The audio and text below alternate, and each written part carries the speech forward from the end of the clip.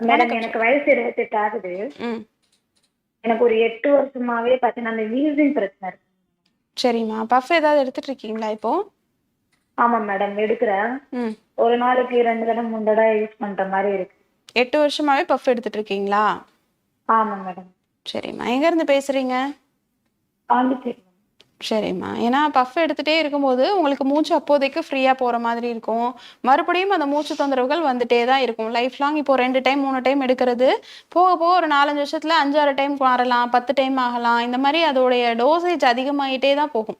ஆனா கம்ப்ளீட்டா இந்த வீசிங்க வந்து அதனால சரி பண்ண முடியாது. அப்போதைக்கு ஒரு டெம்பரவரியான ஒரு ரிலீஃப் உள்ள இருக்கக்கூடிய அந்த பிராங்கஸ், பிராங்கியோலைஸ்லாம் கொஞ்சம் எக்ஸ்பேண்ட் ஆகும். அதனால மூச்சு கொஞ்சம் ஃப்ரீயா போக ஆரம்பிக்கும். அந்த வேலையை மட்டும் தான் பார்க்குமே தவிர, வீசிங்க நிரந்தரமா அந்த பஃப்னால சரி பண்ணவே முடியாது. அது எல்லாத்தையும் கம்ப்ளீட்டா ஸ்டாப் பண்ணிருங்க.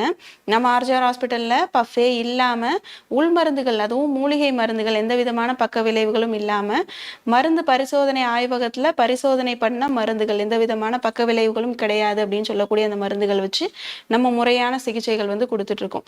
நேர்ல வந்து முழுமையான சிகிச்சை எடுத்துக்கோங்க. வீசிங்க்குன்னு சிறப்பா நம்ம உள் மருந்துகள் வந்து கொடுக்குறோம். காலையில ஒரு 10 ml, நைட்ல ஒரு 10 ml தண்ணியில கலந்து ரெகுலரா எடுத்துட்டு வந்தாலே போதும். ஒரே வாரத்துல உங்களுக்கு அந்த வீசிங், மூச்சு வந்து இழுத்து இழுத்து விடுறது, நைட்ல கொரட்டை சவுண்ட் வருது, நைட்ல எழுந்து உட்காந்து இருமல் வந்து அதிகமா இருக்கிறது, ட்ரை காஃபா இருக்கிறது, இதெல்லாம் வீசிங்ல ரொம்ப காமனா இருக்கும். இதெல்லாம் ஒரே வாரத்துல உங்களுக்கு கண்ட்ரோல் ஆக ஆரம்பிக்கும். தொடர்ச்சியா ஒரு 2 மாதங்கள் மருந்துகள் எடுத்துட்டாலே போதும். நிரந்தரமா அந்த வீசிங் வந்து சரி பண்ணிடலாம். நம்ம ஆர்ஜிஆர் மருத்துவமனையில உள் மருந்துகள் மட்டும் கிடையாது வீசிங்க்கு, பஞ்சகர்மா சிகிச்சை மூலமாகவும் நம்ம நிரந்தரமா குணம் வந்து கொடுத்துட்டு இருக்கோம். மூக்கின் மூலமா சொட்டு மருந்து வந்து ஊத்தி நசியம் சொல்லக்கூடிய ஒரு சிகிச்சை வந்து கொடுக்குறோம். அந்த மூக்கில் சொட்டு மருந்து ஊத்துனதோட சேர்த்து வந்து புகை சிகிச்சையுமே, மூலிகை புகையை வச்சு ஒரு புகை சிகிச்சையும் கொடுக்குறோம்.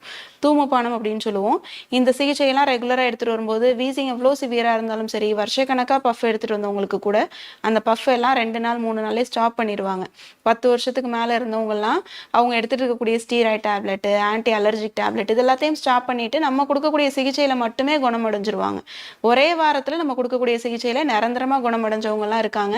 மறுபடியும் 10 வருஷம் ஆகியும் அவங்களுக்கு வீசிங்கோ, ஆஸ்துமாவோ இல்லை அந்த சளி தொந்தரவுக்காக அவங்க எடுத்துக்கக்கூடிய மருந்துகள் அப்படின்றது எதுவுமே இருக்காது. நிரந்தரமா அவங்க குணமாயிடுவாங்க. அது மாதிரி உங்களுக்குமே சரி பண்ணிடலாம். நேர்ல வந்து முறையான சிகிச்சை எடுத்துக்கோங்க. நம்ம ஆர்ஜிஆர் மருத்துவமனையில உள்நோயாளியா தங்கி சிகிச்சை பெறக்கூடிய வசதி டி நகர் ஹபீபுல்லா ரோட்ல இருக்கு. இது தவிர அரும்பாக்கம் அண்ணா ஆர்ச் ஆப்போசிட்ல இருக்கக்கூடிய நம்ம ஆர்ஜிஆர் ஹாஸ்பிட்டல்லையும் 30 பேர் தங்கி சிகிச்சை பெறக்கூடிய வசதியும் இருக்கு. நேர்ல வந்து முறையான வீசிங்க்கு நம்ம கொடுக்கக்கூடிய சிகிச்சைகள் எடுத்துக்கோங்க. கண்டிப்பா ஒரு 10 நாள்ல இருந்து 2 மாதத்துக்குள்ள கம்ப்ளீட்டா சரியாயிடுவீங்க. வீசிங்க்கு பஃப் இல்லாமலே நிரந்தரமான ஒரு குணம் கிடைக்கும்.